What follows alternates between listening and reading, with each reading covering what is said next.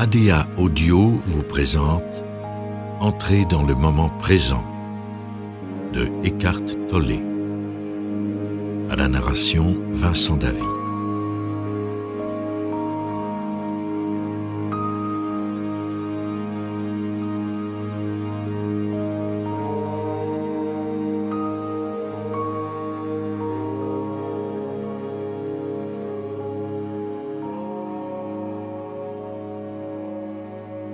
Le but de cet enregistrement est de vous aider à lâcher prise sur l'attente en tant qu'état mental. Il existe un autre état sans la présence du mental conditionné dans lequel nous ne vivons pas en attente du moment suivant. Essayons de découvrir et d'approfondir ensemble cet état de conscience de non-mental, l'état de présence.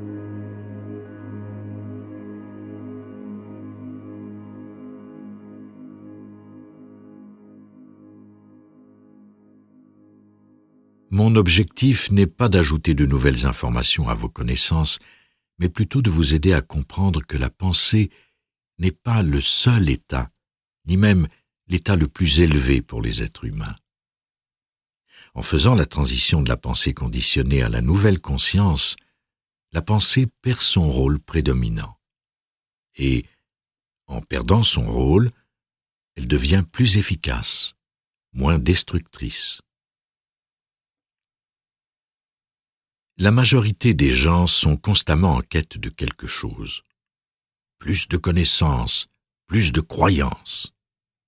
Mais ce n'est pas en cherchant sur le plan de la pensée que vous recevrez des réponses. Les réponses s'obtiennent en allant au-delà du contenu du mental, au-delà de la pensée, en permettant à ce qui existe d'être parce que cela existe. En acceptant ce fait, vous découvrez que le besoin compulsif de penser est en grande partie relié au fait de ne pas accepter ce qui est dans le moment présent.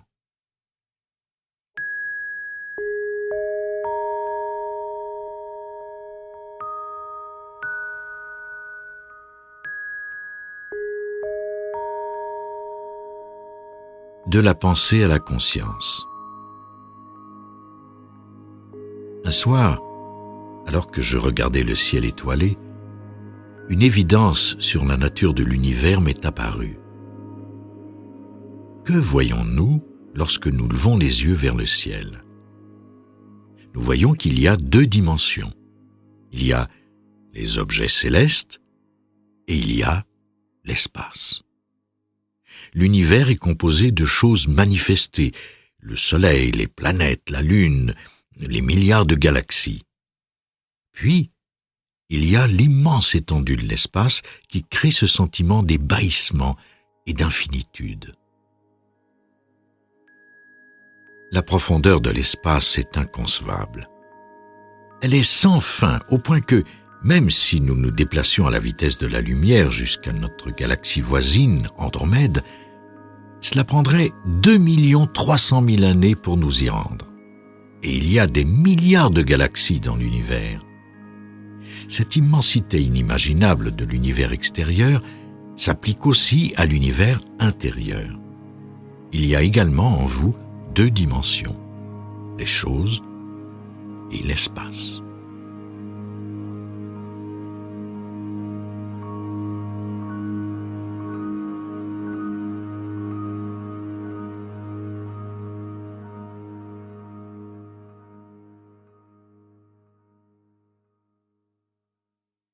L'espace silencieux entre les mots.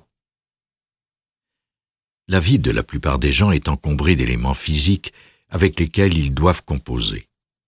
Ils doivent faire face à ceci ou à cela. Toute leur attention est dirigée sur ce qui les entoure. Ils ont toujours besoin de plus pour se sentir comblés. Puis, dans un sens plus large, il y a leur situation de vie qui est composée d'une accumulation d'événements et de circonstances qui demandent toute leur attention. Tout leur dit que ceci est important.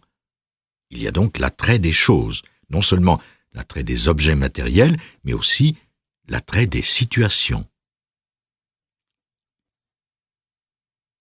Le monde est composé de choses qui demandent de l'attention, sauf qu'il n'y a jamais suffisamment de temps pour s'occuper de toutes ces choses. Pendant que les gens s'occupent d'une chose ici, il y en a 3 autres qui font surface là-bas.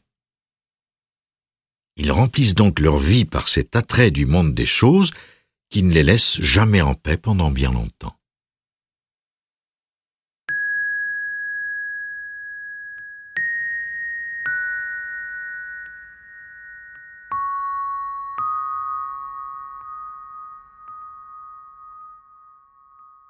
Le moi dans chaque pensée. Sur le plan fondamental, le monde des choses commence par la pensée. Que ce soit des choses physiques, des événements ou des circonstances dans votre vie, tout cela n'existe vraiment en vous que sous forme de pensée. Ce qui vous parvient, que ce soit les perceptions sensorielles, auditives ou visuelles, est traduit en impulsions nerveuses qui parviennent au cerveau. Ces impulsions sont alors décodées et une image du monde prend forme. La vie de la plupart des gens est remplie de pensées incessantes, d'activités mentales, d'objets qui apparaissent dans leur conscience les uns après les autres et qui se font la guerre de temps en temps. Vous pouvez voir sur leur visage comment ils mènent leur vie, la façon dont ils interagissent avec d'autres personnes. Ce que l'on décèle le plus souvent en réalité, c'est l'absence de l'espace. Les gens ne savent plus qu'ils existent. Ils ne connaissent que les objets qui apparaissent. Toute sensation d'espace a disparu. Ils perçoivent donc leur vie comme un défilement continu d'objets. Churchill a défini l'histoire de l'humanité comme une sacrée chose après une autre. Si vous questionniez les gens sur leur vie personnelle, ils pourraient vous donner la même réponse. La vie est une gamme ininterrompue de pensées et de sacrées choses défilant les unes après les autres. Au moment où vous pensiez que finalement vous avez réussi, une autre sacrée chose apparaît. Vous êtes tous en quête de quelque chose. L'aisance financière, le succès, la reconnaissance. Et tout le monde cherche à obtenir quelque chose de vous. Pour ma part, je n'ai rien à donner au niveau des choses. Aucun maître spirituel n'a de choses à donner. J'essaie tout simplement de vous montrer la possibilité de vivre sans être obsédé par les choses. Et j'utilise ce mot dans un sens très large. Je ne veux pas dire simplement obsédé par des choses matérielles, car ce n'en est qu'un aspect. Obsédé par les choses veut dire possédé par les pensées reliées à celles-ci, totalement sous l'emprise des pensées qui défilent les unes après les autres. Nous puisons tous notre sens d'identité de cette rivière mentale qui coule sans fin. Il y a un sens de soi, de « je » dans chaque pensée, chaque souvenir, chaque émotion, chaque interprétation, chaque réaction. Ma relation avec le monde est moi contre le reste du monde. C'est la bataille que je dois livrer. Je dois me défendre et combler le sens du moi. Pour y arriver, je dois chercher encore plus de choses que j'accumule et intègre comme faisant partie de moi-même.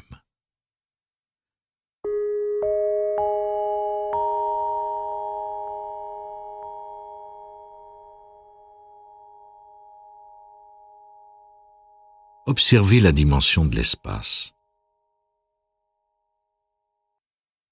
Le véritable maître spirituel que vous recherchez n'est pas à l'extérieur de vous. Ce que vous vivez à l'heure actuelle se passe dans votre conscience. Je suis en vous. Cette voix que vous entendez s'élève à l'intérieur de vous. Il n'y a rien d'extérieur. Tout pourrait être une illusion, mais la voix est réelle. Elle s'élève en vous et elle pointe vers la possibilité de vivre d'une façon différente, de vivre une vie qui ne soit pas un fardeau et une recherche continuelle. Il est donc possible d'être conscient de l'espace intérieur dans lequel les pensées continuent à prendre forme, tout en étant conscient d'une dimension de la conscience qu'on appellerait la conscience de l'espace. Cela est facile à faire. Par exemple, ça se produit quand vous prenez conscience des mots que vous entendez actuellement. Ici, prendre conscience veut dire porter attention, observer. Vous remarquez ici qu'il y a deux dimensions, comme lorsque vous regardez le ciel la nuit. Il y a les paroles et il y a l'espace silencieux ou le vide dans lequel les paroles prennent forme. Il y a des espaces entre les mots. Même quand les mots sont prononcés, il y a un espace silencieux et calme, sous-jacent. Le simple fait de le réaliser est tout ce qu'il faut pour que la conscience de l'espace soit présente en vous. Vous ne pouvez pas saisir l'espace. Vous ne pouvez pas dire « Ah, maintenant je l'ai », parce que cela redevient, encore une fois, un objet. En étant simplement conscient, vous remarquerez que l'espace est immobile et qu'il n'implique pas la pensée. C'est une sorte d'intervalle sans pensée. Il est possible que quelques secondes plus tard, la pensée intervienne et dise « Ah, c'était un espace silencieux ». À ce moment, vous ne le remarquez plus. Cela devient un souvenir, donc une pensée qui s'est transformée en un objet. Observer un espace silencieux est quelque chose de facile à pratiquer qui rapporte doublement. C'est une façon d'être conscient de deux dimensions, la réalité manifestée et la réalité non manifestée. Si vous pouvez vous déplacer dans la vie en étant conscient des deux, sans perdre contact avec la conscience de l'espace, la vie remplie de choses, c'est-à-dire la vie manifestée, devient très agréable. Bien sûr, vous ne pouvez totalement échapper à la loi inhérente à la polarité des opposés dans l'univers. Les choses qui vous rendent heureux aujourd'hui peuvent facilement se retourner contre vous, et ce qui vous rend malheureux aujourd'hui peut prendre un autre visage demain. Dans n'importe quelle situation dans le monde matériel, il y aura toujours un aspect positif et un autre aspect négatif. Mais, en étant conscient des deux dimensions, vous pouvez soudainement voir que ceci a mené à quelque chose de fantastique. Toute personne qui a réussi aux yeux du monde sait qu'il y a un côté négatif considérable où un jour vous réussissez et le lendemain vous perdez tout. Mais ce n'est pas la même forme de souffrance qui existe quand vous ne connaissez que le monde des objets.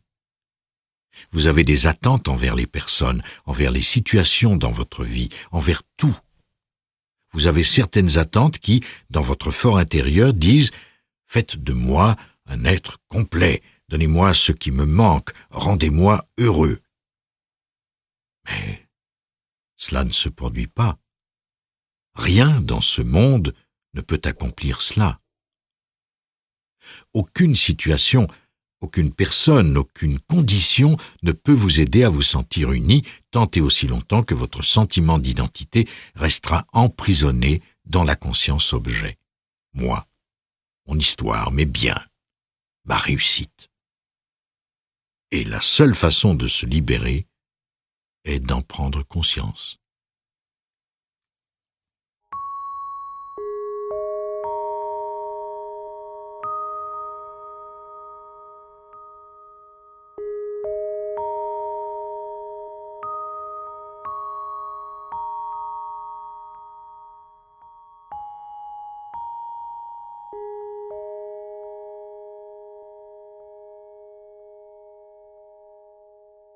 Le vide, essence de votre être. Quand vous êtes conscient des espaces silencieux entre les mots, vous n'attendez plus le mot suivant, parce que vous êtes enraciné dans quelque chose de plus profond que la conscience objet. Les mots ne proviennent pas de connaissances accumulées, ils proviennent en fait de la conscience de l'espace. C'est comme si la conscience de l'espace vous invitait à rentrer à la maison. Ce que les bouddhistes appellent le vide, les hindous le soi, et les chrétiens le royaume des cieux, c'est l'essence de votre être, votre demeure intérieure. Peu importe les pensées qui entrent dans votre tête à présent, ne les freinez pas. Certaines ont sans doute une qualité compulsive qui dénote l'importance de cette position mentale. Bon, vous voudriez peut-être me dire quelque chose comme « Malgré toutes ces explications, je ne comprends toujours pas ce que vous voulez dire par conscience de l'espace. » Bien sûr que non. Croyez-vous que je le comprenne moi-même? Comme le maître zen dit à son disciple, « Est-ce que tu comprends le zen ?» Le disciple lui répond, « Non, maître. » Et le maître de dire, « Moi non plus. » Beaucoup de connaissances prennent forme de cet état où nous sommes connectés à la dimension manifestée, mais vous ne pouvez comprendre cette dimension même. Ça serait absurde. Ça serait comme la conscience objet qui essaie de comprendre la réalité non manifestée. Donc, la forme manifestée, qui est une petite forme temporaire, qui essaie de comprendre l'étendue de l'infini. Mais bien sûr, on peut comprendre ou réaliser des choses quand on est connecté à la dimension manifestée. On ne peut pas le connaître, mais on peut entrer dans cet état. Tout langage provient de la conscience objet et représente la conscience humaine. Donc, tout ce que nous disons quand nous désignons le non manifesté comporte déjà une erreur parce que cela renferme une limite. Une fois ceci établi, on ne confond pas les mots avec la réalité. Il y a bien sûr des contradictions dans les mots du moment qui tentent de désigner la réalité non manifestée, mais en regardant au-delà de ces contradictions, on s'éveille à la dimension du non manifesté que l'on pourrait qualifier de divin. Je n'utilise pas ce qualificatif très souvent parce qu'à partir du moment où vous dites Dieu, celui-ci devient un objet, un concept fermé. Dieu est ici, je suis ici, la table est ici. L'infini serait un terme moins limitatif. L'infini n'a pas de frontières. Où commence-t-il? Où finit-il? On ne peut pas en prendre possession aussi facilement. Vous pouvez dire mon Dieu, votre Dieu, mais mon infini, votre infini, ça ne marche pas. Alors, quand vous utilisez un terme différent, vous pouvez constater à quel point il est absurde de dire mon Dieu et votre Dieu. Faites attention non seulement aux paroles, mais aussi à l'espace sous-jacent.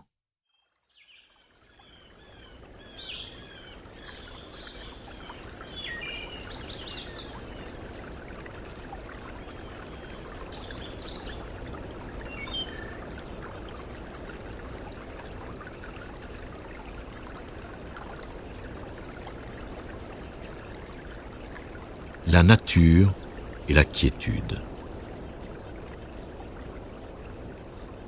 Se promener dans la nature est une excellente façon de prendre conscience de l'espace. Dernièrement, j'ai donné un séminaire dans un coin reculé du pays et j'ai fait le voyage en hydravion. Au moment où le pilote a fermé les moteurs et ouvert la porte, nous avons remarqué le silence qui régnait.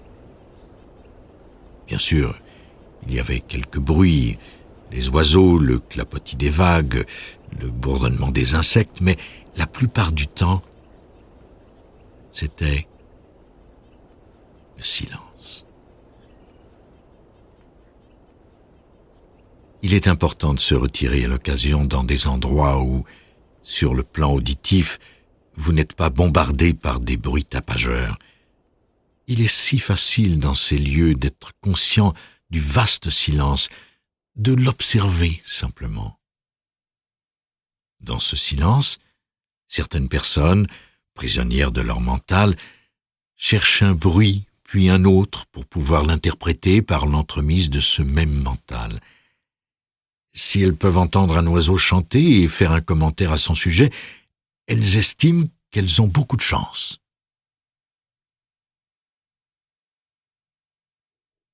Je ne rejette pas toutes les connaissances, mais dans la nature, nous n'en avons pas besoin.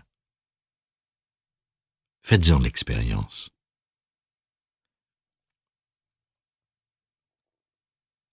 Si le silence vous est presque insupportable et que vous essayez de l'ignorer, si vous recherchez un bruit puis un autre avec lequel entrer en relation pour pouvoir l'interpréter, parler, réfléchir, comparer, c'est que vous êtes complètement prisonnier de votre mental. Les amateurs de la nature, ceux qui connaissent les oiseaux, les insectes et les fleurs, ratent de belles occasions d'éveil s'ils ne peuvent se libérer de leur connaissance, du moins temporairement. Le simple fait d'observer suffit pour que l'état de quiétude apparaisse. Dans cet éveil, au moment où on remarque cet état, il n'y a pas de mouvement de la pensée. Pour plusieurs d'entre vous, cette dimension de la conscience existe déjà dans votre vie quotidienne alors que vous ne le savez peut-être pas. Il peut sembler étrange que vous ne le sachiez pas, mais pour le mental, c'est complètement insignifiant. Ce n'est rien, donc il le rejettera immédiatement.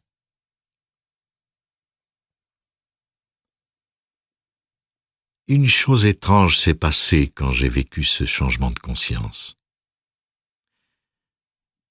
Je me promenais dans Londres, après avoir été complètement accablé par une période de pensée obsessive et problématique sans fin, dans laquelle je pensais surtout à moi-même.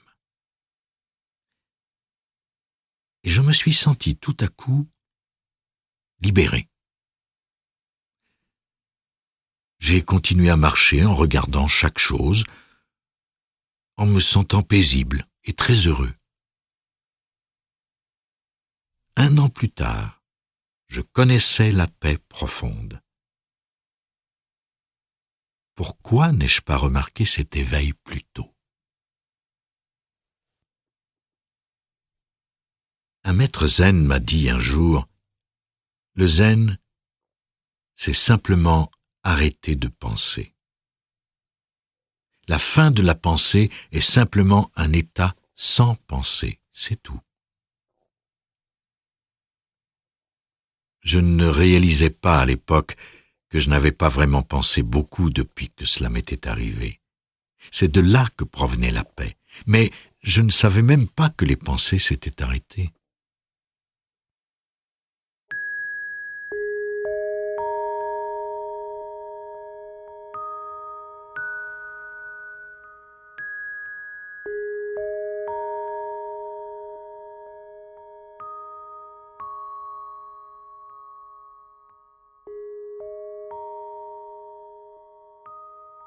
Les limites de la pensée. Vous pouvez être plus conscient de ce processus, ce déplacement qui s'accélère et s'approfondit, lorsque vous en prenez conscience. Ceci est très subtil. Peu importe la pensée qui se présente, ne la prenez pas trop au sérieux parce que même la pensée peut exister à l'intérieur de cet espace. Observez simplement. Voici une pensée stupide, en voici une autre, et une autre. Puis vous remarquerez les pensées que vous avez eues depuis des années. Et la pensée vous dira « Oui, les choses sont comme ça. » En fait, ce n'est pas comment les choses sont. Ce n'est qu'une pensée à propos de ces choses. nous réalisons donc que toute pensée limitée est une perspective limitée, relative et restreinte. Cela ne représente qu'une des perspectives possibles sur toute chose dans n'importe quelle situation, n'importe quel humain, y compris vous-même. Un tout petit point de vue valable, c'est tout. Ne croyez plus qu'une seule pensée peut détenir toute la vérité sur une personne ou sur une situation. Elle ne le peut pas. Donc, quand une pensée telle que « cet homme est un sale type » vous vient en tête, ne la croyez pas. Cela peut être un point de vue, car chacun a en lui le potentiel inhérent à toute l'humanité. Ce sale type peut être aussi un saint qui ne s'est pas encore manifesté.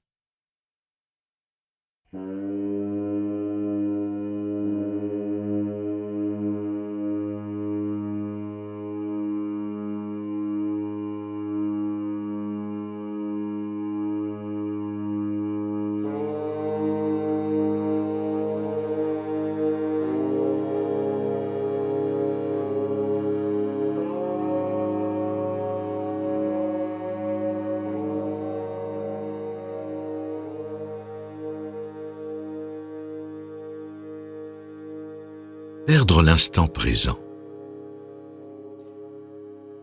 Ernest Hemingway a dit « Si des choses comme longtemps, le reste de nos vies à partir de maintenant, n'existent pas et qu'il n'y a que l'instant présent, il faut alors vanter les mérites de l'instant présent. » Hemingway a peut-être oublié ces paroles. C'est si facile d'oublier qu'il n'y a que l'instant présent. Oublier n'a rien de personnel, cela fait partie de l'esprit humain. Quand vous oubliez, quelque chose d'autre s'impose et voile la vivacité, l'intelligence, la joie inhérente à l'instant présent et à la vie qui ne font qu'un. Alors, vos circonstances de vie deviennent plus importantes que l'instant présent. Elles prennent une importance qu'elles n'ont pas vraiment. Elles sont polarisées. Il y a des hauts et des bas, des bonnes et des mauvaises circonstances. La signification profonde de l'instant présent est reliée à la notion de présence ou de ce qu'on pourrait appeler conscience de l'espace. L'instant présent est plus profond que les événements qui s'y déroulent et il n'est pas séparé de celui que vous êtes. Le seul facteur qui demeure inchangé durant toute votre vie, c'est l'instant présent. Donc, la capacité existe en vous maintenant de faire un pas à l'extérieur de cet état d'esprit qui représente vos circonstances de vie. Je l'appelle parfois la conscience objet, l'histoire, le récit problématique, car il n'y a probablement pas une seule personne dont les circonstances de vie ne sont pas, jusqu'à un certain point, problématiques. Et si elles ne le sont pas aujourd'hui, attendez la semaine prochaine. C'est dans la nature de la réalité manifestée d'être ainsi. Mais ce n'est problématique que de la perspective du sentiment de soi-même. Ce sentiment personnel de vous-même est lié à des choses à faire et à des problèmes à résoudre. Quand vous en prenez conscience, l'état de présence s'élève en vous. Il répond à quelque chose qu'il reconnaît. Il trouve cette conscience essentielle dans laquelle nous sommes tous réunis. Le non conditionné se reconnaît et crée des sentiments de bien-être. Vous pouvez quitter l'état d'esprit de la vie quotidienne au moment où vous remarquez que votre souffrance ou votre malheur ont effacé la peur et le stress. Ces différentes formes de souffrance ont la capacité de vous faire avancer pour réintégrer l'espace du moment présent. Vous vous êtes éloigné et bien sûr, vous vous éloignerez encore. Vous perdrez le cap, parfois pour quelques heures, parfois pour quelques jours. Mais, peu importe la durée, cela demeure un éveil. la différence qualitative d'être présent plutôt que d'être plongé dans la pensée compulsive est énorme. C'est comme si on s'éveillait d'un rêve, le rêve de la pensée. C'est une chose magnifique que de découvrir la possibilité dans sa vie de sortir d'un état de rêve. Vous êtes à la dérive et tout à coup il se produit quelque chose. La vie vous présente un grand défi.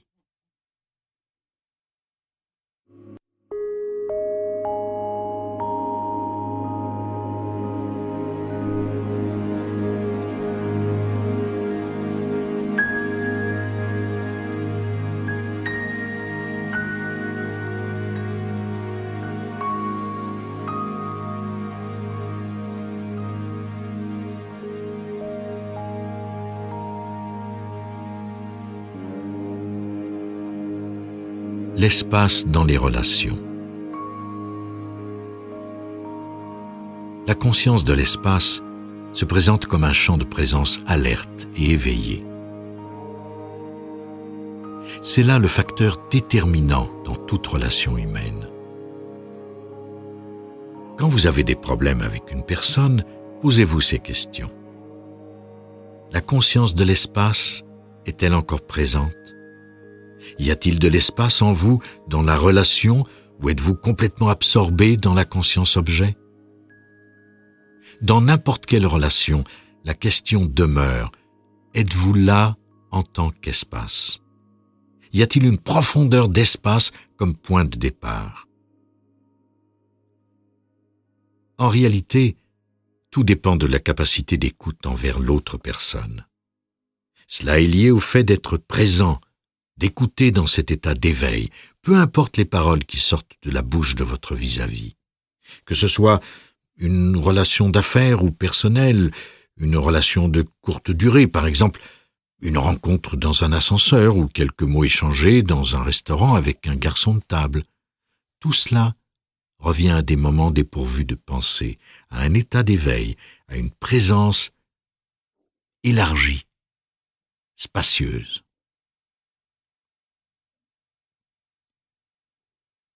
Il suffit d'écouter votre partenaire ou quelqu'un qui vient à vous dans un état agité, totalement absorbé par des circonstances de vie, et vous serez mené, une fois de plus, à une identification aux choses, à la conscience-objet.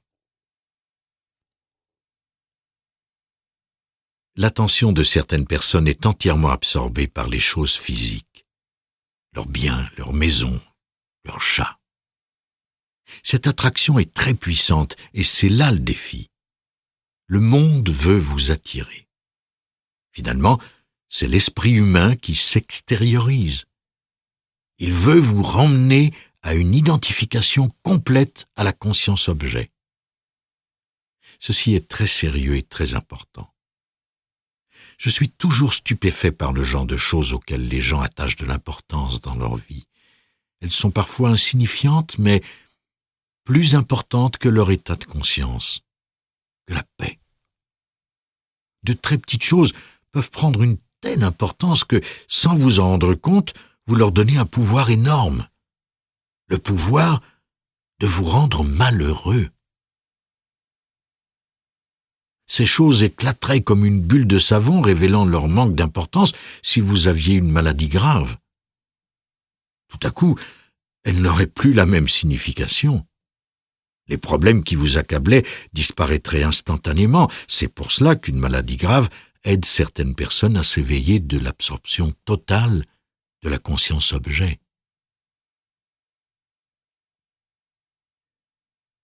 La maladie a la capacité de vous éveiller et de vous révéler l'importance relative des choses. Mais la vérité est que toute chose dans ce monde matériel est d'importance relative. Vos carrières, vos possessions, vos relations, ce que vous avez accompli ou pas, ce que vous savez ou pas. Les choses dont les gens se servent pour définir leur perception d'eux-mêmes sont toutes relativement importantes. C'est d'une importance relative que je vive dans la rue, que je dorme sur des bancs de parc ou que j'ai une belle maison. Cela fait relativement une différence, mais vous pouvez être éveillé sur un banc de parc, tout comme vous pouvez être éveillé dans une belle maison. Certaines personnes s'éveillent précisément après avoir perdu les objets auxquels elles s'identifiaient. Donc, il y a une chose qui importe de façon absolue dans la vie, et le reste est reconnu comme étant relatif. La seule chose qui importe vraiment est votre état de conscience et rien d'autre. Si ce n'est pas le cas, rien à l'extérieur ne fonctionnera correctement et vous ne pourrez aider personne. Voir ce qui est primaire n'est pas égoïste, loin de là, c'est le contraire de l'égoïsme. Posez-vous cette question. Quelle chose est si importante qu'elle ait le pouvoir de me rendre malheureux? Le livre « Un cours en miracles » l'explique de cette façon. Dans n'importe quelle situation, demandez-vous « Quel est mon objectif ?» Le mental vous dira que vous avez besoin d'obtenir ceci, d'accomplir cela, de vous accrocher à ceci, de ne pas perdre cela. Souvent, c'est « je veux ceci et le monde veut autre chose ». Ce dilemme est une source de grande souffrance. Quel est vraiment mon objectif dans cette situation? Cette question nous invite à prendre du recul vis-à-vis de la conscience-objet.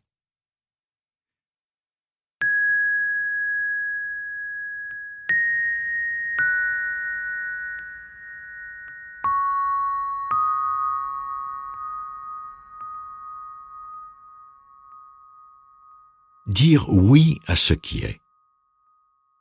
Il existe différentes façons de prendre du recul au moment où vous remarquez que la conscience-objet crée de la souffrance parce que vous êtes devenu complètement absorbé par elle.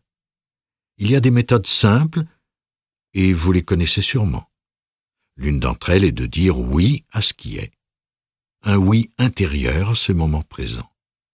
Vous lâchez prise sur la conscience-objet en permettant aux objets qui sont manifestés d'être comme ils sont. S'il y a souffrance, c'est que, très souvent, ce qui compose ce moment n'est pas ce que votre mental avait désiré, ce qu'il aurait voulu que ce moment soit. Vous ne pouvez pas trouver la paix ou vous retrouver vous-même en travaillant exclusivement au niveau de la conscience-objet. Essayez de réarranger la configuration d'objets dans votre vie de telle façon que le tout s'emboîte parfaitement ne vous procurera pas la paix escomptée. C'est ce que la majorité des gens essaient de faire. Mais ça ne dure jamais très longtemps parce que ce n'est pas dans la nature de la réalité phénoménale d'être comme ça. Les choses changent continuellement et influencent les situations. Même si elles sont merveilleuses, il y a toujours un autre aspect. Toute existence phénoménale ne pourrait exister sans l'attraction des polarités, le chaud, le froid, le haut, le bas, la naissance, la mort. Il serait futile d'essayer de changer cette réalité. Vous pouvez aussi choisir d'honorer cette dimension de votre vie et faire de votre mieux à ce niveau. Mais même si vous faites de votre mieux, ça ne suffira jamais parce que vous n'avez pas quitté le niveau de la conscience-objet. Il y a plusieurs personnes qui essaient très fort et qui disent à la fin « les choses n'étaient pas censées arriver de cette façon ». Souvent, ce sont des gens merveilleux qui dédient leur vie entière à aider les autres, peut-être comme travailleurs sociaux ou en allant dans des pays du tiers-monde. Plusieurs d'entre eux, après quelques années, souffrent d'épuisement. Ils se sentent vidés parce qu'il y a tellement de souffrance. Il ne semble jamais y avoir une fin. Ces gens fonctionnent exclusivement sur le plan de la conscience-objet et il est très facile de la laisser nous absorber. La clé est de trouver la dimension de l'espace qui est au-delà des polarités que l'on retrouve dans la conscience-objet sans s'attendre à ce qu'un jour tout aille bien. Cela peut se produire, mais pas de la façon anticipée par le mental. Peut-être que Tout va déjà très bien, mais vous ne le savez pas. Permettez à la configuration particulière d'objets dans votre vie d'être comme elle est, même si cela semble problématique. Ce faisant, vous brisez votre identification à la conscience objet. Permettre est un recul, et quand vous reculez, un espace s'ouvre autour des circonstances particulières de la situation de ce moment. Quand une personne hurle devant vous, vous accusant d'avoir fait quelque chose, l'impulsion inconsciente est de dire « Comment osez-vous dire que j'ai fait cela ?» Mais si vous permettez à cette situation d'être ce qu'elle est, en l'observant sans réagir, il se crée tout à coup un espace autour de l'agitation. Au tout début, cet espace est très subtil, mais avec le temps, vous réalisez sa profondeur. Même les grandes périodes d'agitation dans votre vie, comme la maladie et la mort, peuvent être observées avec du recul. Quand vous restez aligné intérieurement avec l'état d'être de chaque moment, vous accédez à une dimension plus profonde qui vous permet de vous libérer de toute dépendance sur le monde des formes.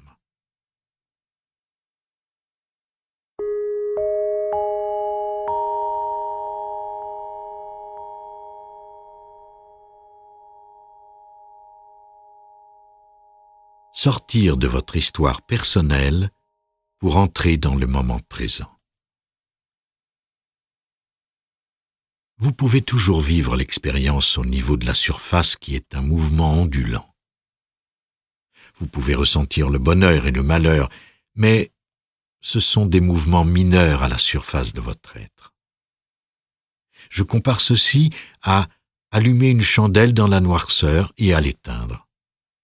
Cela fait une grande différence si vous êtes assis dans l'obscurité. Parfois allumée, parfois éteinte, parfois bonheur, parfois malheur. Elle est allumée, c'est merveilleux. Elle n'est pas allumée, quelle tristesse. À présent, ouvrez les volets et laissez les rayons du soleil pénétrer et remplir toute la pièce. Que la chandelle soit maintenant allumée ou éteinte ne fait aucune différence.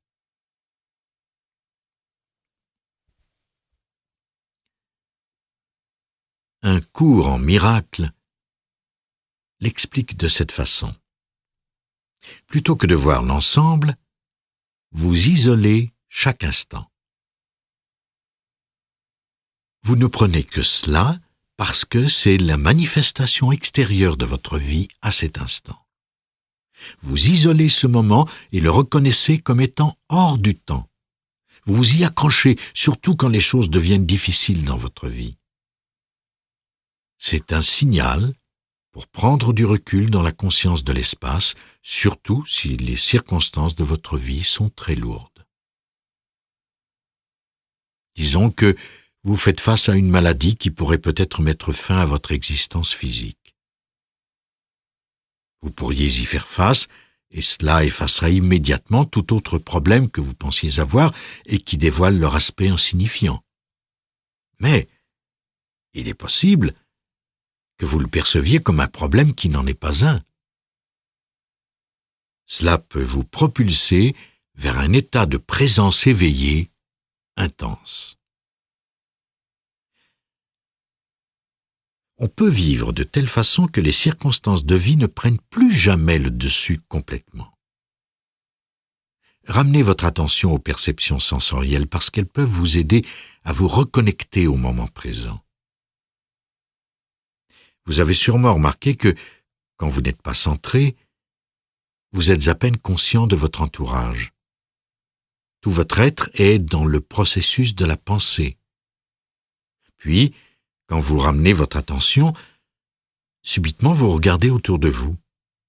Vous trouvez alors que ce n'est pas si mal, que ce moment n'est pas si mauvais.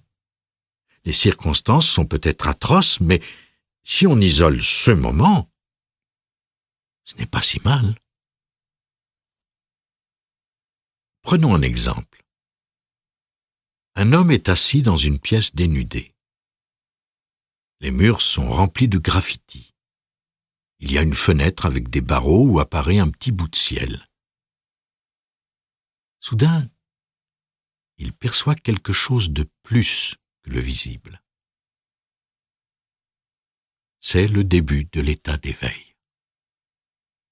Les perceptions sensorielles sont là, mais il prend également conscience d'une vivacité intense, d'un éveil sous-jacent en lui. Il y a maintenant un espace qui entoure ces formes limitées, ces formes qu'il voyait comme limitatives. Peu importe les circonstances, cela a peu d'importance quand vous découvrez les profondeurs de ce qui est en vous. Vous devez d'abord pénétrer dans le moment présent pour qu'il vous révèle sa profondeur. Vous y trouvez la paix et la joie qui ne dépendent pas des hauts et des bas de la conscience-objet. La joie, ce sont les rayons de soleil qui sont toujours là.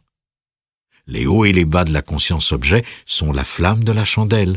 Parfois elle est allumée, parfois elle ne l'est pas. C'est comme ça.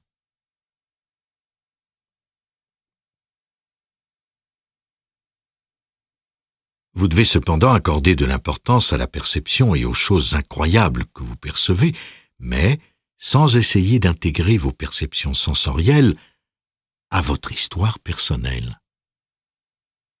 Imaginez que vous êtes celui qui est assis dans cette petite pièce avec des barreaux aux fenêtres. Vous essaieriez probablement, dans votre mental, de relier vos perceptions sensorielles à votre histoire. Le monde était injuste envers moi quand j'étais enfant. Ils m'ont maltraité. Maintenant, ils m'ont mis ici. Voilà ce qu'ils m'ont fait. Vous essaieriez d'intégrer tous les détails, toutes les perceptions sensorielles à votre histoire. Cette histoire est triste, comme dans bien d'autres cas, mais ce serait la même chose si c'était une histoire heureuse. Imaginez encore. Un chauffeur en limousine est venu vous chercher à l'aéroport. Dans cette limousine, il y a un bar rempli de boissons alcoolisées. Vous êtes à l'air climatisé, vous avez le choix des boissons et vous pouvez vous servir à volonté. Vous vous dites « J'ai réussi ma vie ». Vous vous racontez une histoire apparemment heureuse. Toutes les histoires ont tendance à satisfaire pendant un certain temps, puis elles changent et n'offre plus de satisfaction. La prochaine fois, vous pourriez être assis dans la limousine et ressentir le vide qui vous entoure. Cela ne nourrit plus mon histoire personnelle. Après un certain temps, vous vous habituez et il vous faut quelque chose d'autre parce que ceci ne vous satisfait plus. Ou alors vous pouvez penser le contraire. Pourquoi suis-je assis dans cette limousine quand tout le monde autour de moi est si pauvre ? Une nouvelle histoire prend forme et tout à coup, vous vous sentez coupable d'être assis dans cette limousine. Des histoires.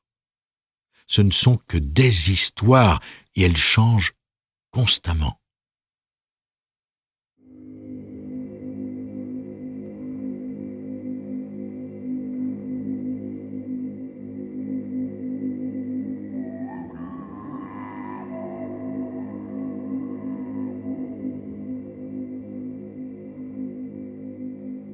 La présence sans la pensée.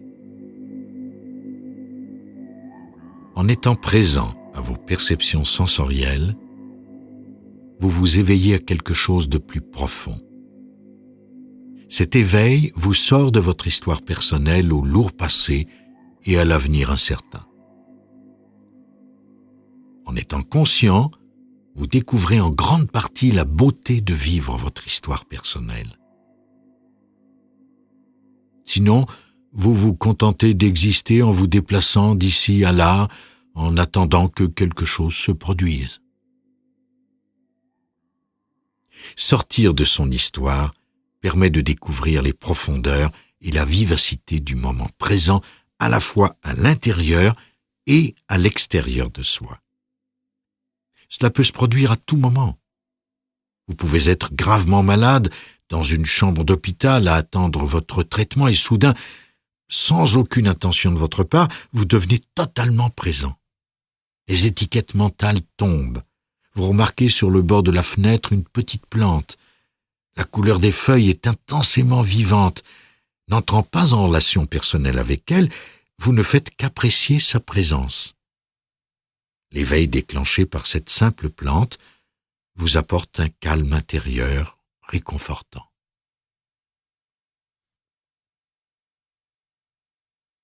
Quand l'histoire ne se déroule pas dans votre mental, cette dimension qui est l'espace et le calme est soudainement là, qui vous libère de vous-même et des circonstances de vie auxquelles vous vous identifiez. Vous pouvez donc vous libérer de vos histoires personnelles en utilisant, pour ainsi dire, différentes portes de sortie.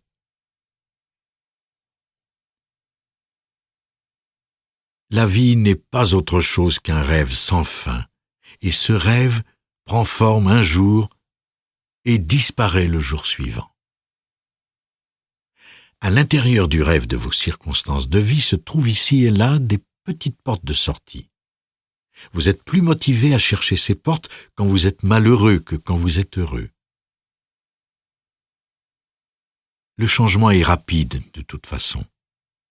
Le malheur suit après une phase de bonheur. Vous pouvez alors commencer à chercher des indications pour la sortie. Ne serait-ce pas malheureux si, pris dans un cauchemar, tout ce que vous auriez à faire serait de chercher une petite pancarte lumineuse sur laquelle est écrit « Sortie ». Sur une pancarte, il y aurait décrit « Sortie par la perception sensorielle », sur une autre « Corps intérieur » et sur une troisième « Arrêtez de penser ». Cette dernière vous permet de découvrir à l'intérieur de vous-même que vous pouvez simplement choisir d'être présent à ce qui est sans interférence de la pensée. Vous choisissez la présence, vous choisissez de ne pas penser, et alors, tout le rêve prend fin. Peu importe quelle sortie vous prendrez, si vous en prenez une, vous arrivez en fin de compte au même endroit. Mais, quelle que soit la sortie que vous utilisez, vous accédez à ce qui est au-delà du phénoménal. Que vous le vouliez ou non, votre vie et la façon dont vous la ressentez sur le plan extérieur est fortement influencée par le fait que vous êtes enraciné dans la profondeur de votre être, dans l'espace et le calme de la présence. Ce n'est pas que les deux mondes soient complètement séparés. Ils ne le sont pas. Quelque chose découle de la réalité non manifestée. Cela peut sembler paradoxal, mais c'est ainsi quand on utilise le langage. Quelque chose passe de la réalité non manifestée au monde de la manifestation et le rend plus bienveillant. Il existe encore des polarités, mais ce qui s'atténue, c'est la violence, la dureté qui autrement sont inhérents à la polarité. Ainsi, le monde de la forme se déroule avec plus de gentillesse, plus de douceur. Ceci est le chemin par lequel l'amour circule de la dimension non manifestée au monde de la forme. L'amour véritable ne provient jamais du monde de la forme. Il émane du monde sans forme. C'est l'unique façon par laquelle il peut entrer dans votre vie. Le véritable amour est de voir toute chose sans défaut. C'est ainsi qu'il nous parvient de l'autre dimension.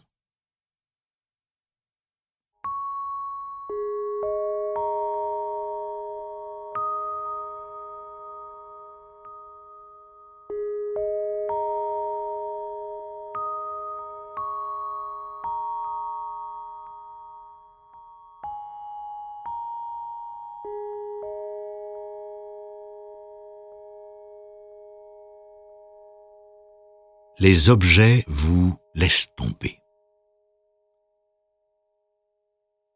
L'amour, c'est dire oui à ce qui est.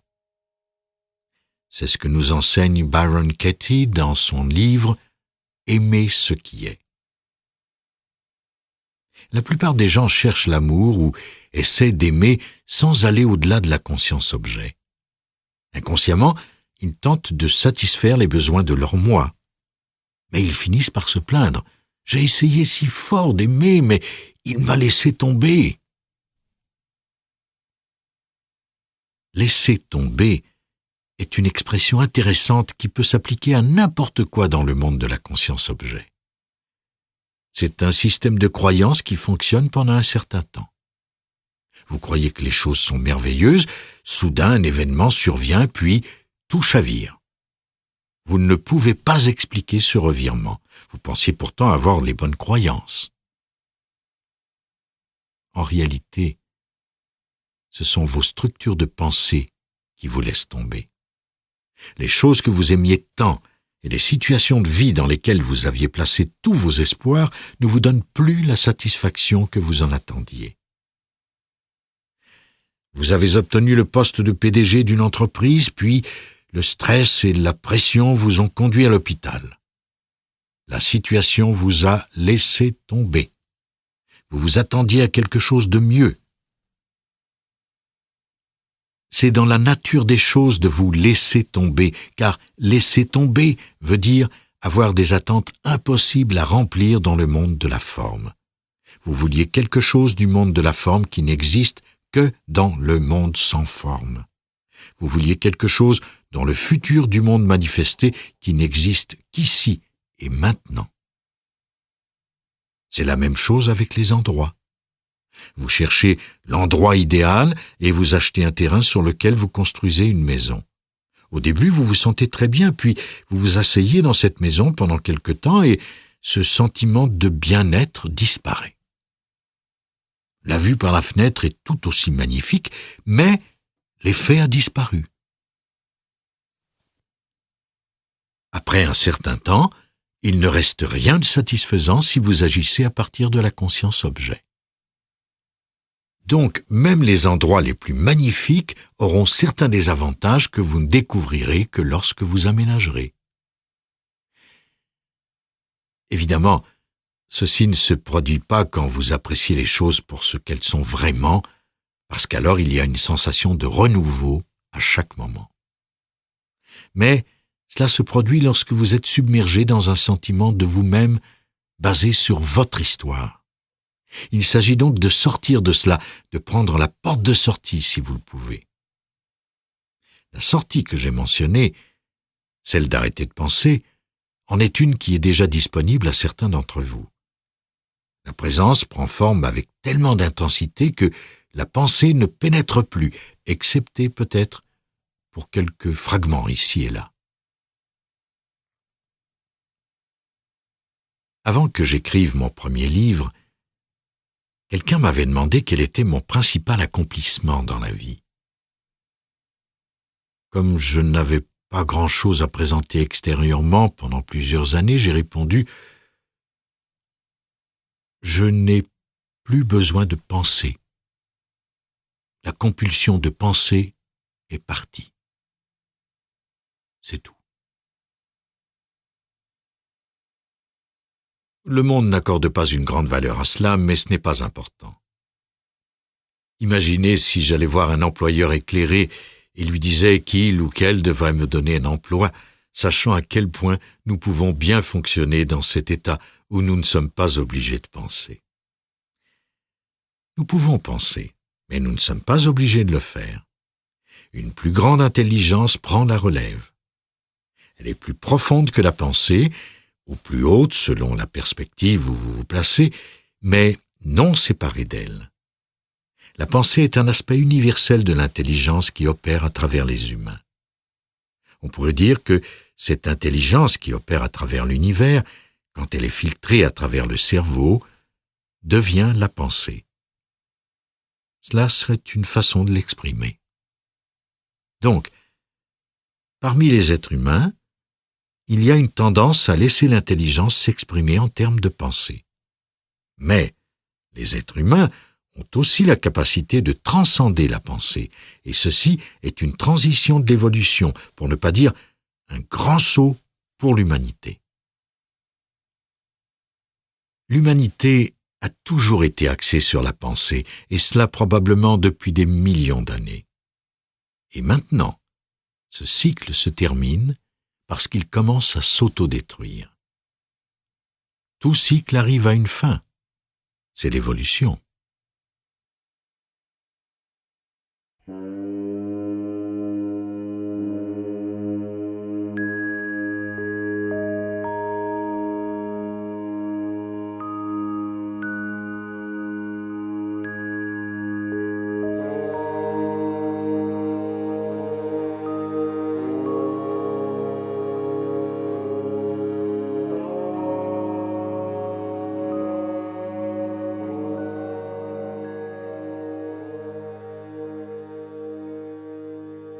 Les identifications conceptuelles. Que vous écoutiez ce livre audio fait partie de cette impulsion d'évolution que nous retrouvons chez les êtres humains qui veulent aller au-delà de la conscience limitée. Cette impulsion évolutive se retrouve en eux, même si plusieurs y résistent parce que les vieilles structures sont encore très denses. Il y a tout de même une énorme poussée à l'intérieur d'eux vers la transformation, et pourtant, il y a refus de lâcher prise sur les vieilles structures.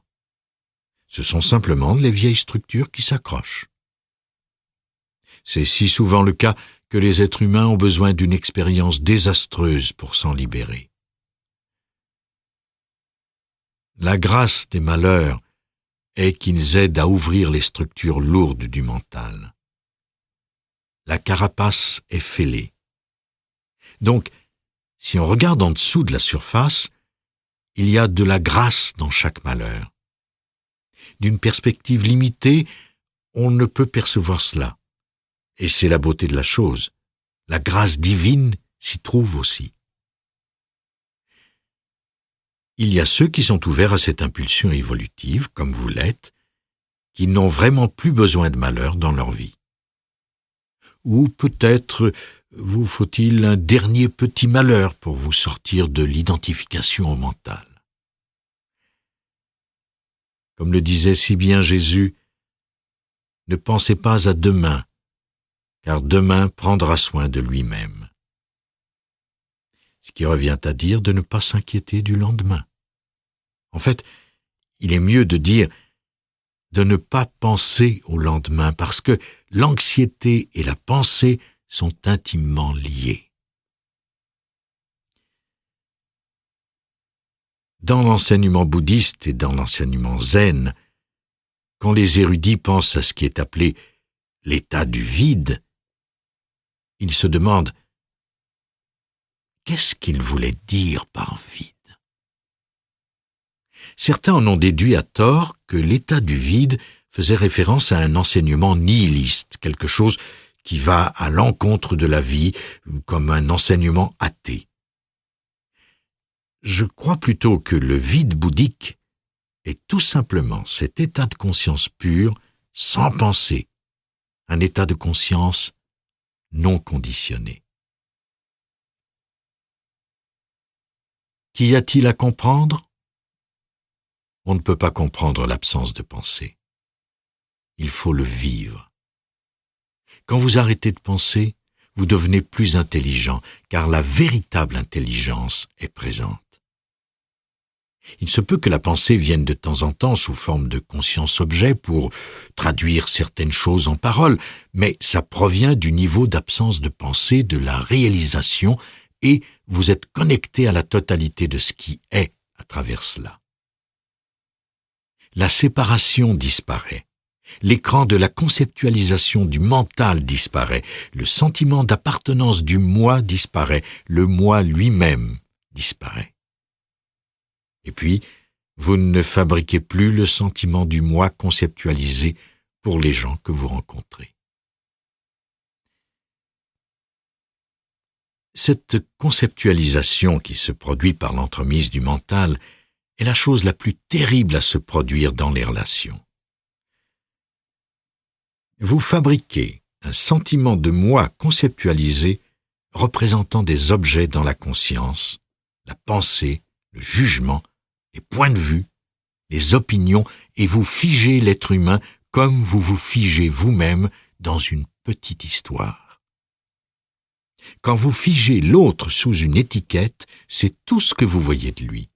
C'est la confirmation que l'identité conceptuelle que vous avez imposée est correcte et que ce que vous pouvez voir est la preuve de votre propre projection.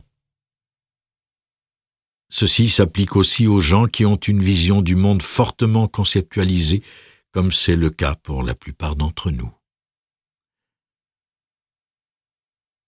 Le monde est ainsi fait. Les êtres humains sont ainsi faits.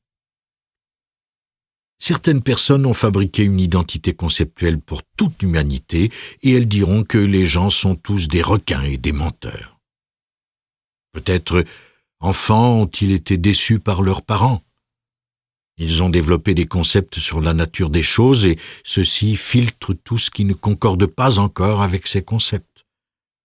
Toutes les personnes qu'ils rencontreront par la suite seront des requins et des menteurs parce que tout ce qu'elles ont comme référence, ce sont leurs concepts.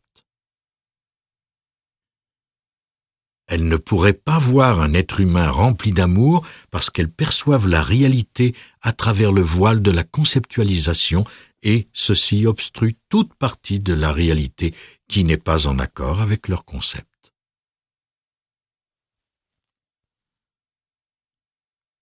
C'est là le piège dans lequel est tombée l'humanité. C'est là la condition humaine, et c'est ce dans quoi le Moyen-Orient est emprisonné. C'est pour cela qu'ils mènent des guerres religieuses et tribales, une identité complètement conceptualisée pour eux-mêmes et pour les autres. Ils sont complètement piégés par la pensée. Certains musulmans tentent d'imposer le concept de non-croyant comme les chrétiens le faisaient dans le temps, et être un non-croyant est un concept suffisant pour réduire un être humain à un objet mental, sans vie. Donc, de tuer un non-croyant est complètement justifié parce que ce n'est pas un être humain, c'est un non-croyant. Vous n'avez pas exactement les mêmes croyances que nous et nous allons vous tuer. Voilà la condition humaine. Et si vous ne les tuez plus physiquement, vous les tuez de façon différente. Vous les tuez en leur imposant une identité conceptualisée. C'est l'acte de violence primordial et d'autres formes de violence en découlent. Ce que je viens de décrire est la condition humaine. Et nous voulons aller au-delà de cela.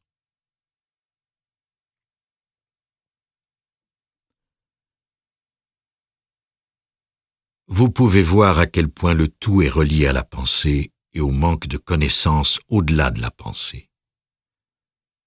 Se retrouver ainsi piégé représente la fin de la dimension de la pensée. L'humanité arrive à la fin de cette dimension. Si elle n'y parvient pas assez vite, elle disparaîtra. Vous savez à quel point l'univers est rapide.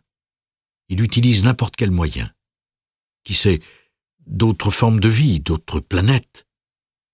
Mais il y a de fortes chances que les êtres humains réussissent parce qu'après tout, nous voulons nous en sortir. Et c'est un bon signe. S'intéresser ou être attiré par le pouvoir du moment présent est un autre bon signe. J'utilise cette phrase dans le sens le plus large. Je ne parle pas simplement du livre, mais de l'instant présent comme état de conscience élargi. Nombreux sont les gens qui empruntent cette voie, et cet engouement pour le moment présent se produit beaucoup plus rapidement que j'aurais pu l'imaginer. Il y a donc des endroits sur la planète où la nouvelle conscience se manifeste. C'est comme une vague qui a pris forme et qui s'est calmée.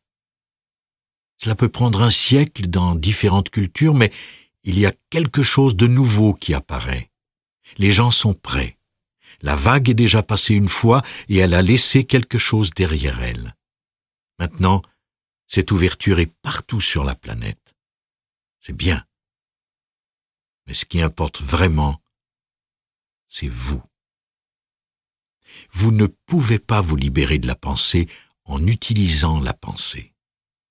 Mais vous pouvez dire, voyons si je peux me permettre d'être libre de toute pensée. Entre cet arbre-ci et celui-là, il y a un espace où l'on peut simplement marcher.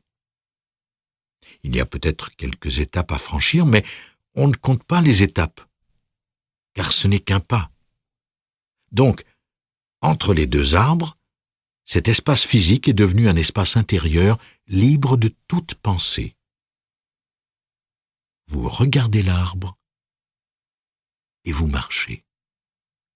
Et puis, il y a un autre arbre, et vous marchez entre les deux arbres.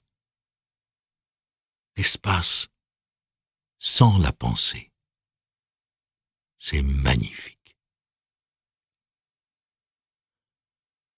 Chaque fois que cela se produit, il n'y a pas de structure mentale passée qui brûle en vous, d'accumulation du passé, même de douleur passée, parce que dans la présence de cet état de présence, le passé qui s'était accumulé en vous disparaît. L'accumulation de passé est ce que l'on appelle en Orient le karma.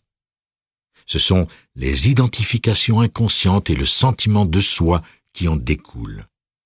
Et ce passé est de plus en plus dévoré par les flammes alors que nous sommes assis ici sur le bûcher de la présence. C'est une chose magnifique. Il y a quelques personnes qui ne sont pas encore prêtes pour ça. Je ne suis pas fait pour être brûlé vivant, je veux garder mon passé, disent-elles. Je ne dis pas que vous perdez vos souvenirs, mais le passé représente l'identification au conditionnement de votre mental. Plus vous êtes présent à ce qui est, plus le conditionnement perd de son intensité. C'est toujours le même conditionnement, mais il commence à pâlir comme une vieille photo qui, après quelques années, disparaît tout simplement. N'importe laquelle des portes de sortie vous conduit à l'absence de pensée. Vous pouvez y aller directement, cependant. Aucune pensée ne peut être considérée comme une porte de sortie en soi. Dire oui à ce qui est, la perception du corps intérieur, une conscience aiguë des perceptions sensorielles, toutes ces portes vous sortent de la pensée, du mental. Puis, après les avoir utilisées, vient le moment où vous pouvez y aller directement. Vous avez peut-être entendu parler de Ramana Maharshi, le grand sage qui a vécu pendant la première moitié du XXe siècle. C'était un grand enseignant. Quelqu'un lui a demandé un jour comment savoir si l'on fait des progrès dans son cheminement spirituel. Et il a répondu « C'est facile.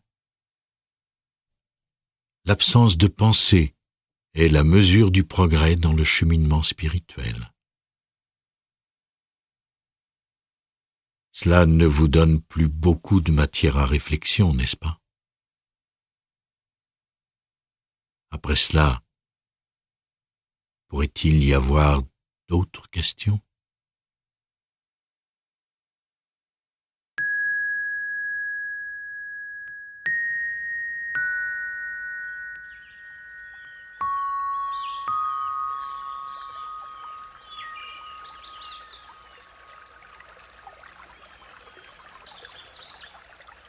ADA Audio vous a présenté Entrez dans le moment présent.